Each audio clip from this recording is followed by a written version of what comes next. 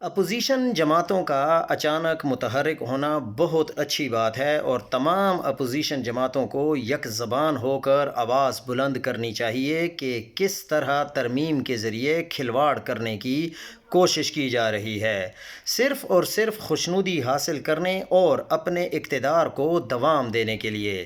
نامزد opposition leader Mahmood Khan Achakzai وفد کے ساتھ مولانا فضل الرحمان کی رہائش گاہ پہنچے ہیں۔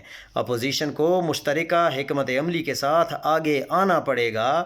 ترمیم آپ نہیں روک سکیں گے کیونکہ ان کے پاس اب نمبرز پورے ہیں۔ اب ان کو مولانا فضل الرحمان صاحب کی بھی ضرورت نہیں ہے کیونکہ 26ویں آئینی ترمیم کے بعد ان کے نمبرز قاضی فائز عیسیٰ کے ذریعے پورے کر دیے گئے اور اب تو ماشاءاللہ سے ان کے پاس 2/3 میجورٹی ہے، جو کسی بھی قسم سے کوئی بھی ترمیم کرنے کے لیے ان کے لیے آسان کام ہے۔ جب نمبر پورا نہیں تھا تب بھی 26ویں ترمیم ہو گئی تھی، کوئی کسی کا کچھ نہیں بگاڑ سکا تھا۔ اس بار تو بالکل بھی کوئی رکاوٹ نہیں ہے، لیکن اپوزیشن کا فرض ہے کہ قوم کا مقدمہ لڑے اور قوم کے سامنے بھی اپنا مقدمہ رکھے۔